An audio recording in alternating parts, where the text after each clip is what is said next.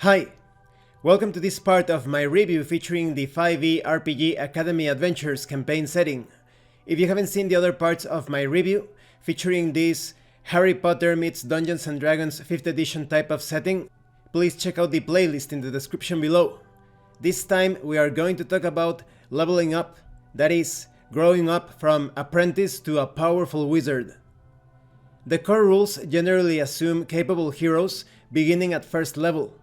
This system adds 3 negative levels to the normal system, so that a character becomes a wizard upon completing the 3rd negative level. There are 2 methods to determine how students gain experience points. The first is an assumption that the student will simply advance through study. You roll percentile dice to determine if the next level goal is attained after the appropriate number of years filled with study have passed. An unsuccessful attempt to attain the next level still requires the appropriate number of years spent in study. The same amount of time must be spent in the next attempt to gain the level. A plus 10% bonus is applied to the second and later attempts for a level after an initial failure. To flesh out the student's experience, you roll on a table once a month. Alternatively, students can advance by playing out what happens each month. There are more details about this in Chapter 7, Campus Life. We will talk about that in a future part of this review. In addition to gaining experience points through adventuring, students at the Academy can reduce their negative experience point totals by studying and practicing the arcane sciences. Each completed class awards a number of experience points at the end of the semester. So students are going to be effectively obtaining experience points through study at the end of each semester to the very end of the year. Then the remaining experience points are earned through daily life at the Academy. Let's talk about the different years of the Academy. First we have the Neophytes. These are the first years, of course. Zauberreich requires that all children applying for Neophyte status be between the ages of 10 and 12 years old. The Academy will from time to time make an exception for a special case, but this is rare. Talent is identified on intake day, in which students are taught to cast the Prestidigitation cantrip. Success means the student is eligible to join, but parental permissions and other circumstances ensure that only a select few are accepted. Neophytes participate in a binding ritual that defines them as students of the Academy. Neophytes have chores. Their life is regimented so that when they aren't in class, they hopefully won't get into too much trouble. They regularly attempt to slip away, of course, with the appropriate consequences and risk of punishment. Neophytes know 1 cantrip and learn 2 spells, but don't actually know how to cast those spells. The cantrip being Prestidigitation, of course. Neophytes are exposed to spells of up to 3rd level. However, it's always possible for a neophyte to sneak into the Arcanum to learn something she shouldn't, of course. They can also choose a wand, which is a significant undertaking that says as much about the student as it does about the wand. Neophytes have no proficiency bonus. They are not proficient in saving throws or skills, and only know how to use daggers and quarterstaffs. However, neophytes are very lucky, they have to be to survive, and begin play with 8 luck points. They also begin play with 12 potential points to increase their ability scores, hit points, and size. Then we have Initiates. These are the second years.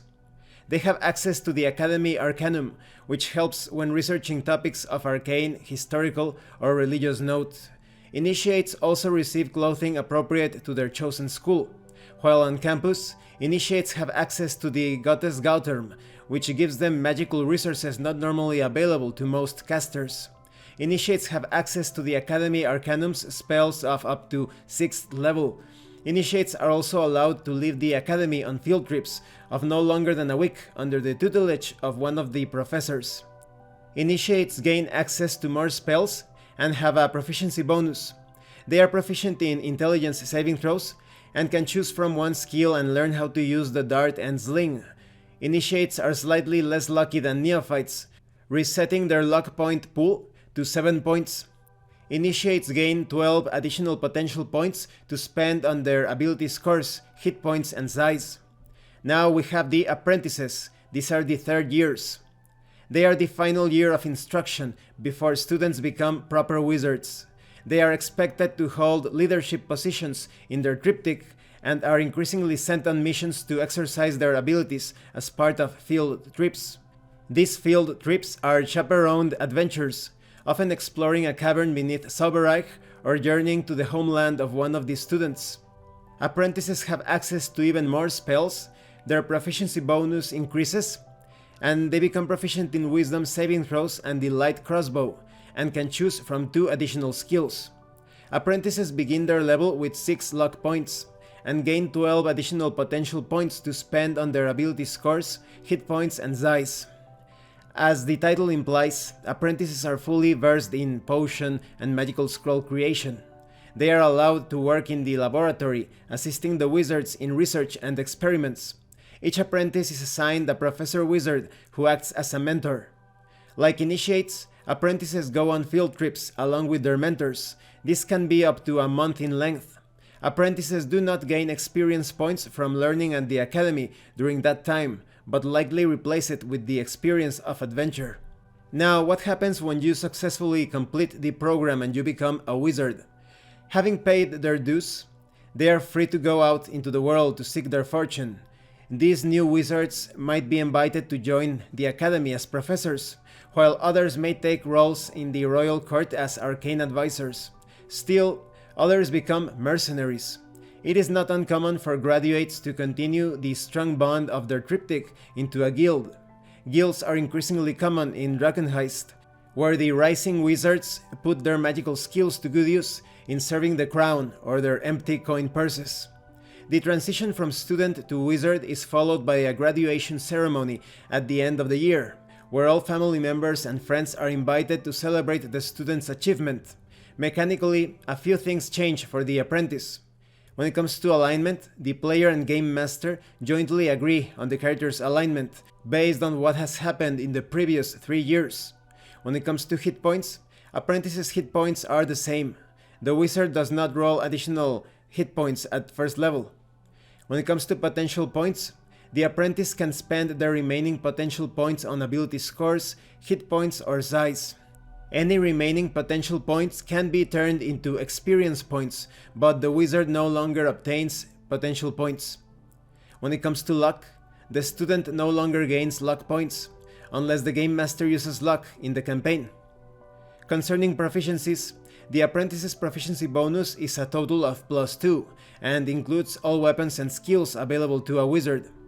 Concerning spellcasting, apprentices no longer make potential spell checks and cast spells normally as a wizard. And finally, the wizard gains the Arcane Recovery feature. Now, when it comes to choosing an arcane tradition, after becoming a wizard, some students choose to stay on. These students, colloquially known as 4th years, no longer stay on campus and are not part of a triptych, although the alumni often have strong loyalty to their former triptychs. Many choose to join their respective arcane traditions at this point, although few stay longer after that. Second-level wizards who join an arcane tradition get the benefit of an additional spell and any abilities granted by the arcane tradition. Lifelong students tend to return as they advance in level to learn more spells and consult on magical advice. Practitioners of an arcane tradition are often tasked with spreading the word of their art to other nations, thereby enhancing the reputation of the instructor and Zauberreich. And this concludes this part of the review. In the next part we are going to talk about classes, which are magical traditions or specializations within this academy. I really like the way that the characters develop within the setting. It's obviously more enjoyable to play out a longer campaign. You could play a one-shot or even a smaller or medium-sized campaign, but you really want to extend the adventures, the history of a student, as that student matures from being perhaps a very weak, perhaps clumsy apprentice to a powerful wizard, perhaps a mercenary, or the best professor at the academy. Thank you for watching this part of the review. If you have any comments or questions, please let me know. And thank you so much to those of you that have been supporting the channel by sending drive-thru RPG gift certificates. If anyone else wants to further support the channel, the information on how to do that will be in the description below. Once again, thank you, and see you later.